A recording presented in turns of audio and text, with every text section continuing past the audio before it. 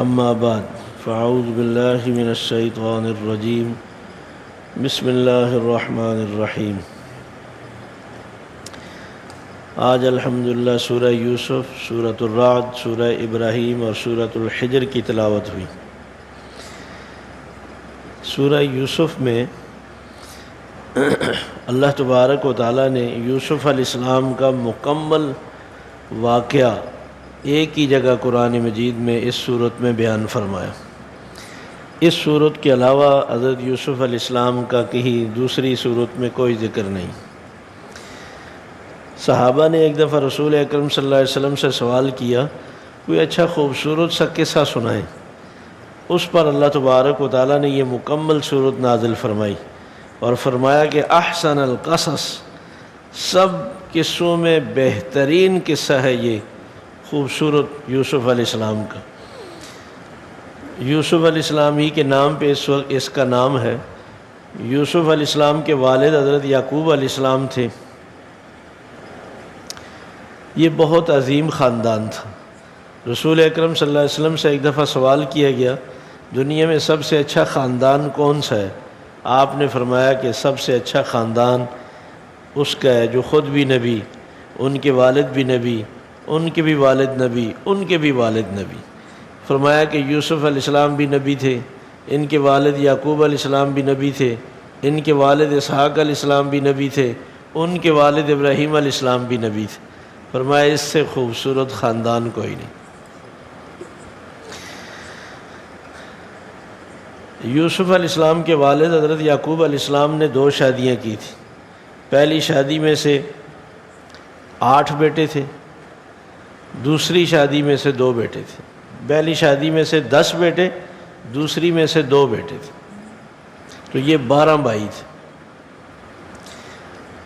10 حقیقی بھائی تھے، 2 حضرت یوسف علیہ السلام اور ان کے بھائی بنیامین، یہ سوتیلے بھائی تھے۔ یعقوب علیہ السلام کا بڑھاپا تھا، اب یہ چھوٹے بچوں سے ویسے ہی محبت زیادہ ہوتی ہے، اور پھر یوسف علیہ السلام اتنے حسین اور پھر نبی والی جو صفات اور خوبیوں کے مالک تھے، تو کیوں نہ حضرت یعقوب علیہ السلام کو محبت ہوتی۔ بڑے بھائیوں نے دیکھا کہ ابا کو یوسف سے بہت زیادہ محبت ہے، تو وہ حسد میں مبتلا ہو گئے۔ اس سے پتہ چلا گھر کے لوگوں کو بھی گھر کے لوگوں سے حسد ہو سکتا ہے، اس لیے زیادہ اپنے تذکرے گھر والوں کے سامنے بھی پھر نہ کیے جائیں۔ بھائیوں میں، حقیقی بھائیوں میں، ایک باپ کی اولاد میں اتنا حسد پیدا ہوا۔ یوسف علیہ السلام نے خواب دیکھا، اپنے والد صاحب سے بیان کیا کہ میں نے خواب دیکھا ہے کہ 11 ستارے، چاند اور سورج مجھے سجدہ کر رہے ہیں۔ بس یعقوب علیہ السلام سمجھ گئے، کہا بیٹا یہ خواب میرے سامنے تو بیان کیا ہے، یہ بھائیوں کے سامنے نہ بیان کرنا، کہ شیطان نقصان نہ پہنچائے، شیطان انسان کا دشمن ہے۔ منع کر دیا کہ یہ خواب کسی کے سامنے بیان نہ کرنا۔ بہرحال اس خواب کی تعبیر 40 سال کے بعد پوری ہوئی۔ ہم تو سمجھتے ہیں نا کہ آج خواب آیا تو دوسرے دن پورا ہونا چاہیے۔ آپ صلی اللہ علیہ وسلم کا فرمان ہے صحیح بخاری میں، اچھا خواب اللہ کی طرف سے ہوتا ہے، برا خواب شیطان کی طرف سے ہوتا ہے۔ اگر کوئی خواب برا دیکھیں تو 3 دفعہ آپ بائیں طرف تھو تھو کریں اور اعوذ باللہ من الشیطان الرجیم پڑھ لیں، کچھ نہیں ہوگا، کسی کے سامنے نہ بیان کریں۔ بھائیوں میں جو حسد پیدا ہوا تو بھائیوں نے سوچا کہ کیا کیا جائے، اس یوسف کو کیسے غائب کریں، ابا کی توجہ ہماری طرف ہونی چاہیے۔ تو آپس میں مشورہ کیا بھائیوں نے کہ یوسف کو جنگل میں لے جاتے ہیں، وہاں اس کو مار دیتے ہیں، وہیں پھینک کر آ جائیں گے۔ وہ بڑے بھائی نے کہا یار اتنا بھی ظلم نہ کرو، بالکل مارنے والی بات غلط ہے۔ ہاں وہاں کسی کنویں میں پھینک دو، دوسرے پانی لینے آئیں گے تو اس کو نکال لیں گے، لے جائیں گے، چلیں۔ یہاں ہمارے گھر میں اگر نہ رہے تو دوسری جگہ تو رہنا چاہیے نہیں، پھر ہمیں کیا اعتراض ہے اگر دوسری جگہ چلا جائے۔ چلو انہوں نے کہا ٹھیک ہے۔ اب ابا کے پیچھے پڑ گئے کہ ہم جنگل میں جاتے ہیں کام کاج کے لیے، تو اس کو گھر بٹھائے رکھتے ہیں، ہمارے ساتھ بھیجیں، کھیلے گا کودے گا خوش ہوگا۔ ابا سے غلطی سے یہ بات نکل گئی کہ کہیں ایسا نہ ہو جنگل میں تم اس کو اکیلا چھوڑ دو اور بھیڑیا کھا جائے۔ بس انہوں نے اسی کو پکڑ لیا، لے گئے۔ پروگرام تو پہلے سے بنا ہوا تھا۔ واپس آئے تو مگرمچھ کے آنسو گرا رہے ابا کے سامنے۔ کہا او کیا ہوا؟ کہا کہ ہم کھیل رہے تھے، دوڑ رہے تھے، آپس میں مقابلے کر رہے تھے، یوسف کو سامان کے پاس بٹھایا، وہ پیچھے بھیڑیا آیا اور اس نے یوسف کو اٹھایا اور کھا گیا۔ اور یہ کرتا کہ خون بکری کا لگا کر خون آلود کپڑے جو ہے نا وہ نکال کر دکھائے کہ یہ دیکھیں۔ وہ خود ہی کہنے لگے آپ کو تو کبھی بھی ہم پہ یقین نہیں آئے گا، لیکن حقیقت ایسی ہے۔ یعقوب علیہ السلام نے فرمایا واللہ المستعان علی ما تصفون، یہ جو کہانی تم مجھے سنا رہے ہو نا یہ لگتی نہیں ہے۔ بھیڑیا اتنا پڑھا لکھا سمجھدار کہاں سے آیا؟ کپڑے تو اس نے بالکل نہیں پھاڑے، وہ بیچ سے بندہ نکال کے کھا گیا۔ بہرحال میں اپنے رب سے ہی مدد مانگتا ہوں اس تمہاری کہانی پر۔ اچھا، لوگ یہاں ایک قرآن مجید میں اپنی طرف سے ایک کہانی بناتے ہیں، کہتے ہیں جی یعقوب علیہ السلام کے بارے میں جب پتہ چلا بھیڑیوں کو کہ میرے بارے میں انہوں نے کہانی گاڑ کر سنائی ہے یعقوب علیہ السلام کو، تو بھیڑیا روتا ہوا آیا یعقوب علیہ السلام کے پاس آ کر کہنے لگا اگر میں نے یوسف کو کھایا ہو تو اللہ مجھے 14ویں صدی کے مولویوں میں پیدا کرے۔ اچھا، یعقوب علیہ السلام کو تسلی آ گئی کہ پھر بھیڑیا سچ کہہ رہا ہے۔ اس کا ذکر نہ قرآن مجید میں ہے نہ کسی حدیث میں ہے۔ یہ جن کے دلوں میں غبار ہوتا ہے نا مولویوں کے خلاف، وہ اس طرح کے قصے کہانیاں بناتے ہیں اپنا غصہ ٹھنڈا کرنے کے لیے۔ لیکن اتنی بات سمجھ لیں کہ اللہ کی ذات پہ جھوٹ بولنے والا اپنا ٹھکانہ جہنم میں سمجھ لیں، اور رسول اکرم صلی اللہ علیہ وسلم پہ جھوٹ بولنا، آپ نے فرمایا کہ جو میری طرف کسی جھوٹ کی نسبت کرے گا وہ جہنم میں جائے گا۔ میرے پاس ایک دفعہ ایک آدمی بیان کر رہا ہے یہی قصہ، میں نے کہا یہ قرآن مجید میں کہاں آتا ہے؟ کہنے لگا نہیں آتا، میں نے بچپن سے ہم سنتے آ رہے ہیں۔ میں نے کہا جو جھوٹ بچپن سے سنتے آ رہے ہوں تو وہ سچ ہو جاتا ہے، کیوں آپ اللہ پہ جھوٹ بول رہے ہیں؟ بہرحال یعقوب علیہ السلام کو ایک دکھ لگا جو اولاد کا دکھ ہوتا ہے، ماں باپ کبھی نہیں بھولتے۔ یوسف علیہ السلام کو جس کنویں میں پھینکا، وہ کنویں میں مصر کا کوئی قافلہ جا رہا تھا، انہوں نے کنویں میں ڈول ڈالا تو انہوں نے ڈول پکڑا اور باہر آ گئے، تو وہ تو بڑے خوش ہوئے کہ اتنا خوبصورت بچہ۔ خیر وہ جا رہے تھے تو ساتھ لے گئے۔ مصر میں جا کر انہوں نے آواز لگائی تو وہاں عزیز مصر کی کوئی اولاد نہیں تھی۔ اس نے کہا کہ یہ ہم رکھ لیتے ہیں۔ اس کی بیوی زلیخا نے بھی کہا اس خوبصورت بچے کو ہم پالیں گے، تو انہوں نے گھر میں رکھ لیے۔ یوسف علیہ السلام کو اولاد کی طرح پالا، جوان ہوئے۔ یوسف علیہ السلام کی وہ جو زلیخا تھی اس کی نیت خراب ہو گئی، اس کا شوہر گھر میں نہیں تھا، اس نے ایک دن سارے دروازے بند کر دیے، یوسف علیہ السلام کو گناہ کی دعوت۔ یوسف علیہ السلام نے فرمایا کہ میرا رب مجھے دیکھ رہا، میں اس کی نعمتیں کھا کر اس کی ناشکری کیسے کروں؟ بہرحال اس نے ڈرایا دھمکایا، اس نے کہا اگر آپ میری بات نہیں مانیں گے تو میں آپ کو جیل میں بند کروا دوں گا۔ یوسف علیہ السلام نے فرمایا میں اللہ کی پناہ مانگتا ہوں، اللہ کی حفاظت چاہتا ہوں۔ یوسف علیہ السلام جو دروازے کی طرف باہر نکلنے کے لیے بھاگے تو پیچھے سے زلیخا بھاگی، اس نے کپڑا کرتا پکڑا، وہ کرتے کا ایک ٹکڑا اس کے ہاتھ میں، یوسف علیہ السلام آگے آگے بھاگ رہے۔ جو ہی دروازہ کھولا تو باہر عزیز مصر کھڑا تھا۔ اچانک وہ آ گیا تو زلیخا نے ایک دم کہانی بدل دی، اس نے کہا کہ تم لوگوں کو اپنے گھر کا پتہ ہی نہیں ہے، جو کسی کی عزت پہ ہاتھ ڈالے تو اس کی کیا سزا ہونی چاہیے؟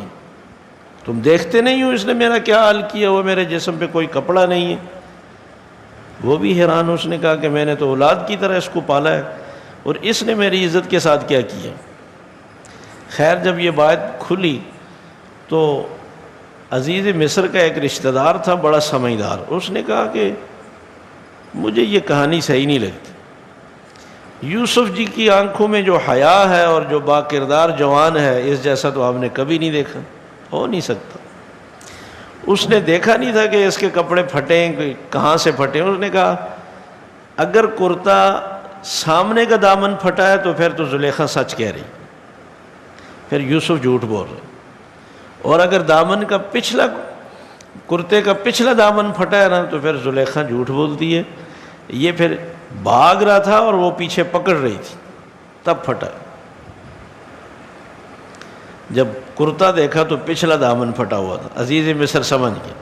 یہاں بتایا جاتا ہے کہ ایک دودھ پیتے بچے نے گواہی دی تھی، یہ بات صحیح نہیں ہے، چونکہ دودھ پیتے بچوں نے جنہوں نے گفتگو کی ہے نا تو ان کا رسول اکرم صلی اللہ علیہ وسلم نے صحیح بخاری کی ایک حدیث ہے اس میں تذکرہ کیا ہے ان بچوں کا کہ وہ 3 بچے کون کون سے، اس میں یوسف علیہ السلام کی گواہی دینے والے کا کوئی تذکرہ نہیں۔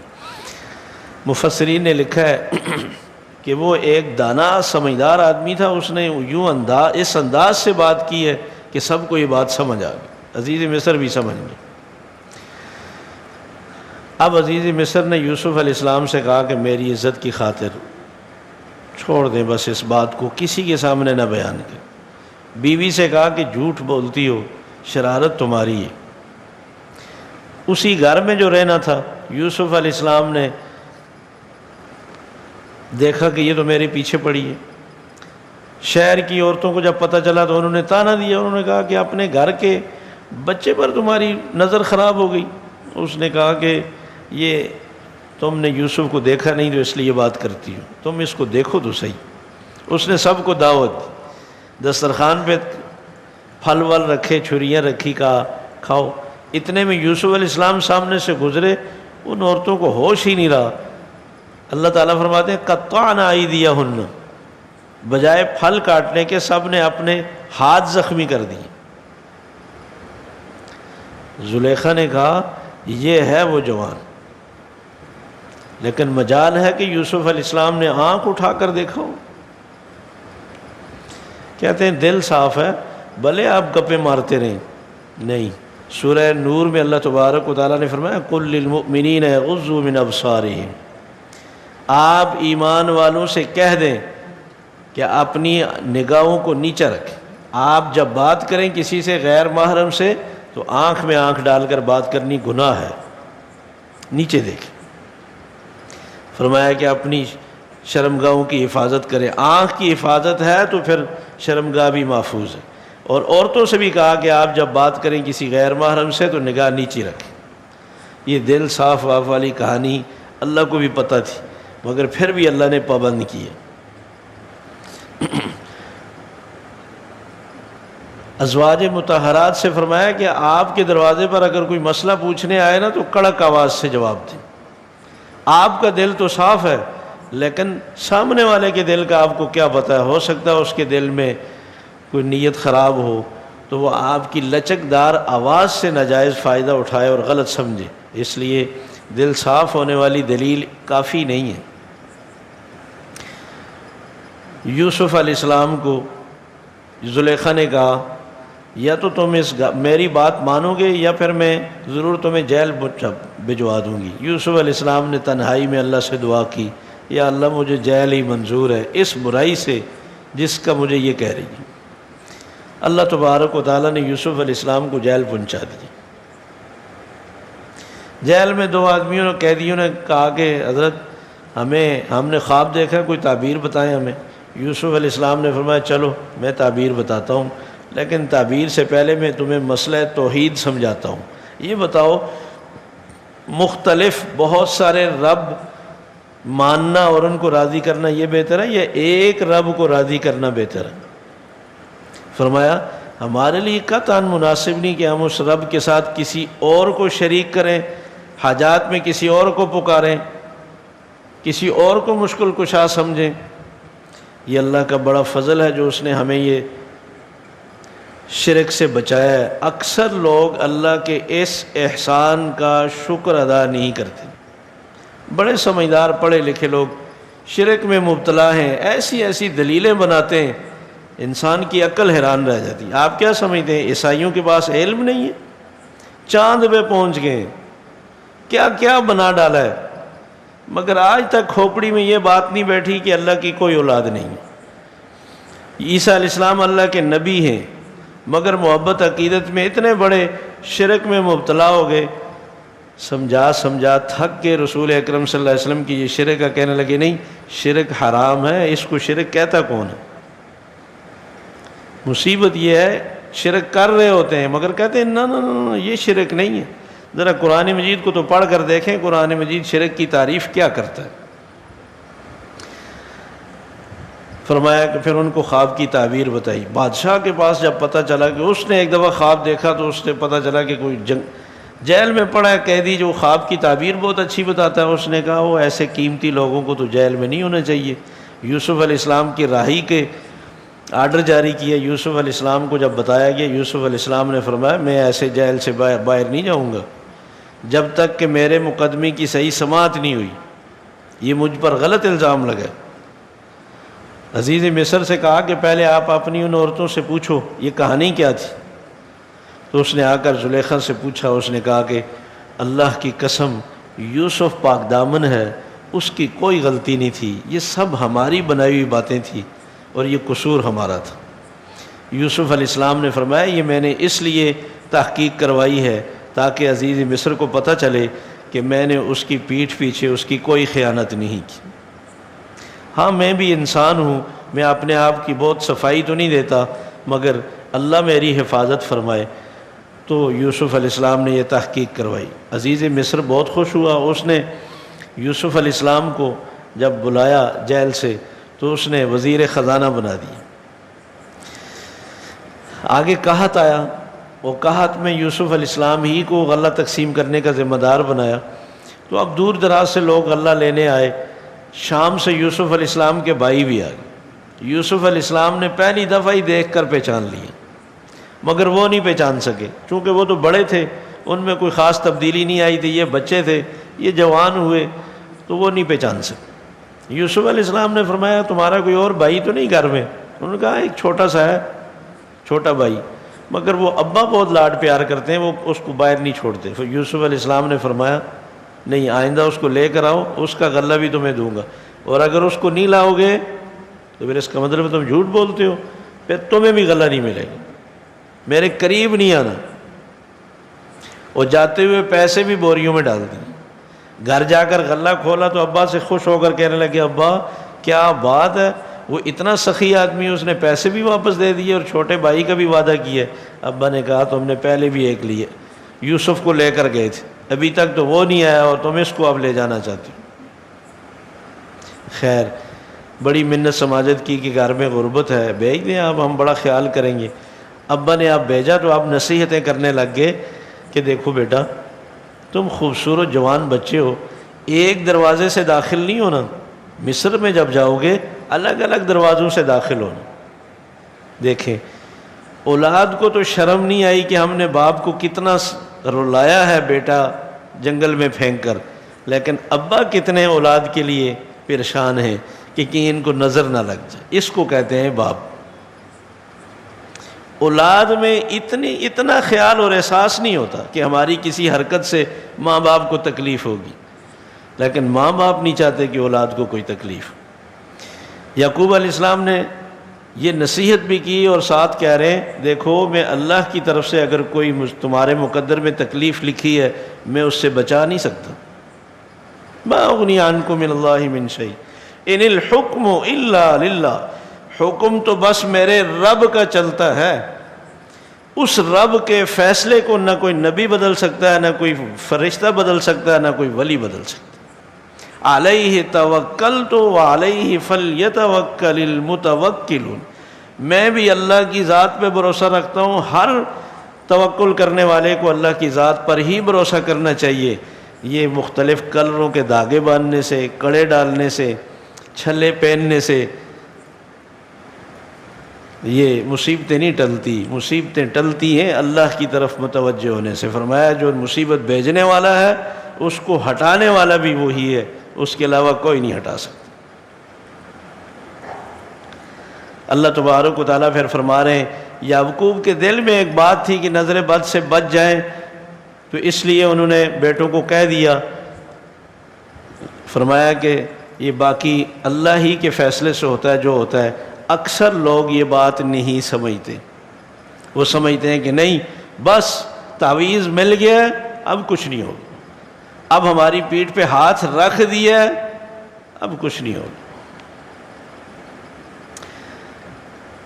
اب یوسف علیہ السلام بھائیوں کو جب رخصت کیا، یعقوب علیہ السلام نے یہ گئے اسی طرح مختلف دروازوں سے داخل ہوئے. یوسف علیہ السلام نے فرمایا غلہ دو بھائی ان کو. وہ جو ناپنے والا آلہ تھا وہ ایک بھائی کے تھیلے میں ڈال دیا. پیچھے آواز لگانے والے نے آواز لگائی او بھائی ہماری چوری ہوگی، سارے لوگ رک جاؤ یہاں، ہم تلاشی کریں گے، جس کے سامان سے وہ آلہ نکلا ہم اس قافلے کو روک لیں گے یا اس بندے کو روک لیں گے جس کے سامان سے نکلا. پہلے سب بھائیوں کی تلاشی لی، کسی سے نکلا. آخر میں جب چھوٹے بھائی سے تھیلے سے تلاشی لی تو اس کے تھیلے سے نکلا. اس کے کان میں یوسف علیہ السلام نے پہلے ہی کہہ دیا تھا تم میرے بھائی بنیامین ہو، میں تمہارا بھائی جو گم ہو گیا تھا یوسف ہوں، پریشان نہیں ہونا. دوسرے بھائیوں کو کہا بھائی اس کے تھیلے سے تو یہ سامان نکلا ہے، اس کو تو ہم یہاں ہی روکیں گے، تم جاؤ. یوسف علیہ السلام سے وہ کہہ رہے ہیں اس کا پہلے بھی ایک بھائی تھا اس نے بھی چوری کی تھی. یوسف علیہ السلام دہلی میں کہہ رہے ہیں بہت کیسی تمہاری سوچ ہے، یوسف نے چوری کی تھی. خیر اللہ کو ہو کر بڑے بھائی نے کہا مجھے تو اب شرم آتی ہے اس باپ کے سامنے جاتے ہوئے. پہلے ایک کو لے کر کے جنگل میں پھینکا ہے، دوسرے کو لایا اس نے چوری کر دی. میں مر جاؤں گا یہاں سے، اب مصر سے شام نہیں جاؤں گا جب تک یہ بھائی نہیں رہا ہوا یا کوئی اور فیصلہ نہیں ہوا. یا تو ایسا کرو مجھے بند کرواؤ، اس کو رہا کر کے لے جاؤ. یوسف علیہ السلام نے کہا ایسا غلط فیصلہ ہم نہیں کرتے، جس نے چوری کی ہے وہی رہ گئے. خیر ابا کو جا کر کہا کہ اس نے تو چوری کی، وہ پکڑا گیا. ابا نے کہا مجھے نہیں یقین آتا، یہ بھی کوئی بڑائی ہوئی کہانی ہے. پھر دوبارہ غلے کے لیے بھیجا تو یعقوب علیہ السلام نے فرمایا میرے یوسف کو بھی ڈھونڈنا کہیں نہ کہیں مل جائے گا.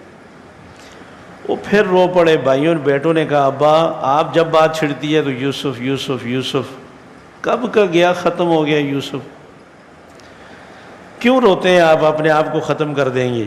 یعقوب علیہ السلام نے فرمایا انما اشکو بسی وحزنی الی اللہ.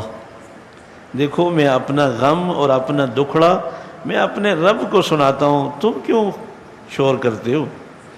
اللہ کی رحمت سے کسی کو مایوس نہیں ہونا چاہیے. مجھے امید ہے میرا یوسف مل جائے گا.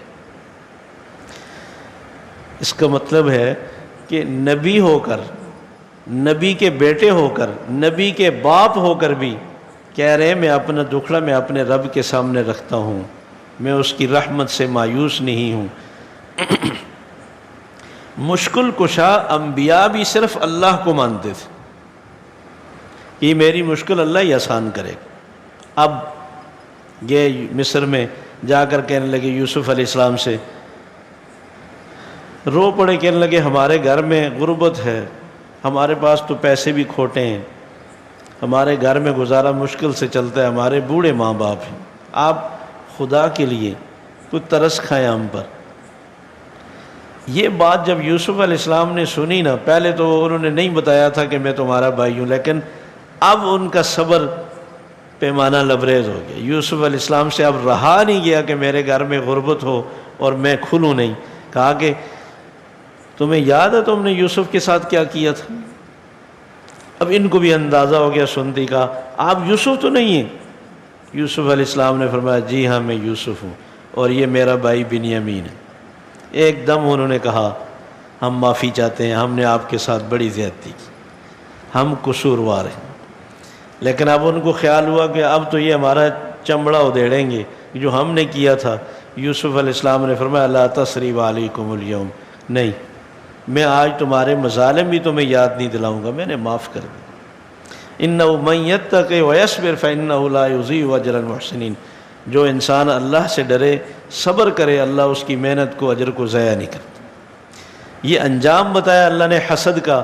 حسد کرنے والے کبھی کامیاب نہیں ہوتے۔ جس کو اللہ نے جو چیز دینے کا فیصلہ کیا ہے اس کو کوئی محروم نہیں کر سکتا، اور جس کو اللہ نہ دے اس کو کوئی دے نہیں سکتا۔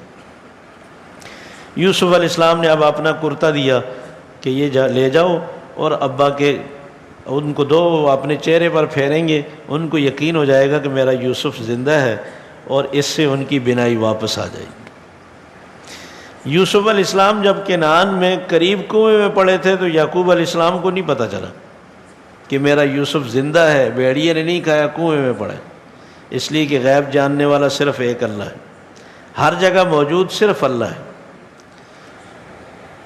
لیکن اب کرتا مصر سے روانہ ہوا تو یعقوب علیہ السلام کہنے لگے مجھے یوسف کی خوشبو آ رہی ہے۔ جب اللہ تبارک و تعالیٰ کوئی چیز پہنچا دے، بتا دے، محسوس کروا دیں تو پھر دیکھو میلوں دور سے بھی اللہ تبارک و تعالیٰ بتا دیتے ہیں۔ یوسف علیہ السلام نے فرمایا بھائیوں سے جاؤ، ابا کو بھی لے آؤ، اماں کو بھی لے آؤ، سب اپنی فیملیوں کو یہاں مصر لے آؤ۔ یہ لوگ شام کے تھے، یہاں یوسف علیہ السلام نے مصر بلایا تھا، اور پھر مصر میں ماں باپ کا استقبال کیا اور بڑا اعزاز کیا۔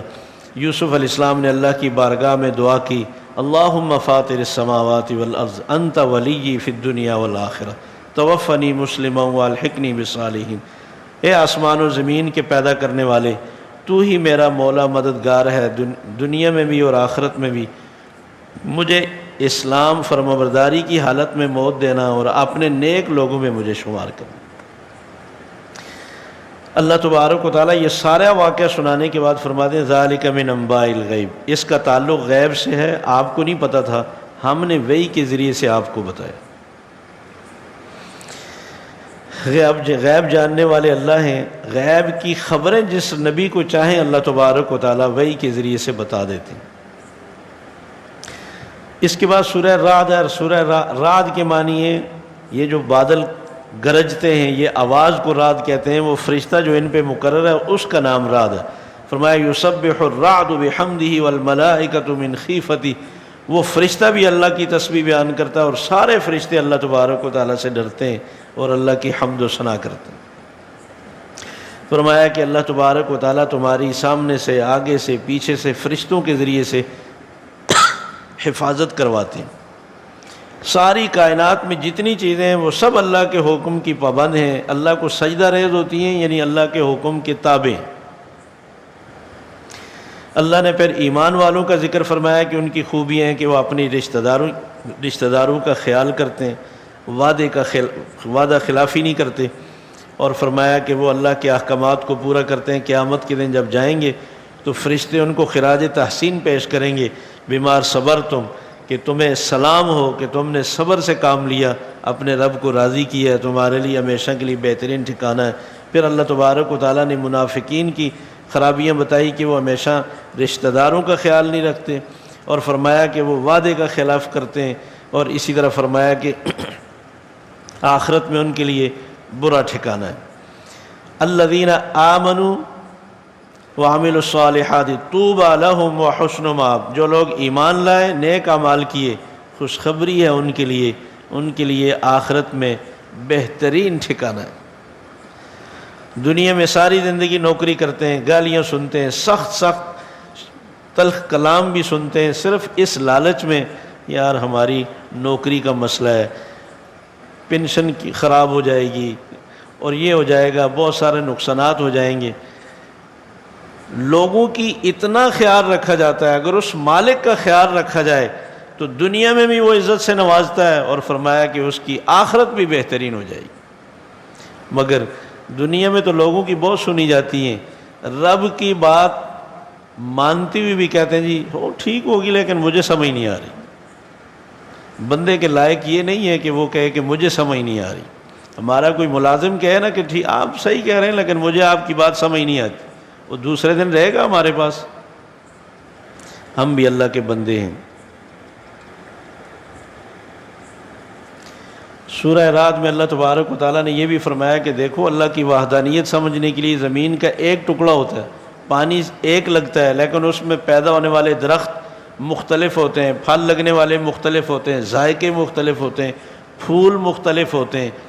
یہ ایک ہی زمین ہے، ایک ہی پانی ہے، لیکن یہ سارا کمال اگانے والے کا ہے۔ یہ پیچھے کوئی ذات ہے کہ جس کے حکم سے یہ سب کچھ ہو رہا ہے، وہ ایک رب ہے، وہی مشکل کشا ہے، وہی حاجت روا ہے، اس کا کوئی شریک نہیں۔ فرمایا کہ سورہ ابراہیم میں تم اپنے رب کی نعمتوں کا شکر ادا کرو گے، اللہ تمہاری نعمتوں میں اور اضافہ کرے گا۔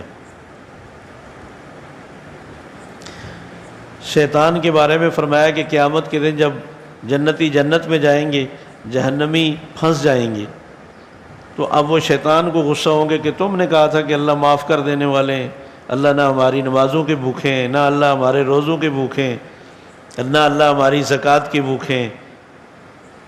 ابھی یہ کیا ہو رہا ہے؟ آگے بڑھنا۔ تو شیطان جب دیکھے گا یہ تو سارے مجھ پہ دانت پیس رہے ہیں، غصہ مجھ پہ اتار رہے ہیں، شیطان بولے گا 1 منٹ صبر کرو، میں نے تم سے وعدہ کیا تھا نا کہ آخرت میں معافی تلافی ہو جائے گی، تو رب نے بھی تو وعدہ کیا تھا نا نماز نہیں پڑھو گے سزا ہوگی، روزے نہیں رکھو گے سزا ہوگی، تم نے میری بات پہ یقین کیا، رب کی بات پہ کیوں نہیں یقین کیا؟ تم سے نبی نے جو وعدہ کیا تھا تم نے وہ کیوں نہیں مانا؟ میں نے کوئی زبردستی تم سے گناہ کروائے تھے؟ میں نے تو ایک تمہیں دعوت پیش کی اور تمہیں پسند آ گئی، تم نے اس پہ عمل شروع کر دیا۔ مجھے ملامت مت کرو، اپنے آپ کو ملامت کرو، جتنے بھی جرائم کیے تم نے اپنی دلی خوشی سے کیے۔ تو یہ شیطان پھنسا کر پھر یوں الگ ہو جائے گا اور کہے گا دیکھو شور مت کرو، نہ تم مجھے چھڑا سکتے ہو نہ میں تمہیں چھڑا سکتا ہوں، لہذا اب ایک ہی حل ہے کہ بس صبر کرو اور جاؤ جہنم میں۔ اللہ تبارک و تعالیٰ فرماتے ہیں ابراہیم علیہ السلام کی ساری دعاؤں کا ذکر فرمایا۔ ساری زندگی ابراہیم علیہ السلام اولاد کے لیے دعائیں مانگتے رہے، بڑھاپے میں اللہ نے اولاد دی، 2 بیٹے دیے، دونوں کو نبی بنا دیا، اسماعیل علیہ السلام اور اسحاق علیہ السلام۔ ابراہیم علیہ السلام نے شکریہ ادا کیا، الحمدللہ الذی وہب لی علی الکبر اسماعیل و اسحاق، تمام تعریفیں اس مالک کی جس نے مجھے بڑھاپے میں اسماعیل اور اسحاق جیسے بیٹے دیے۔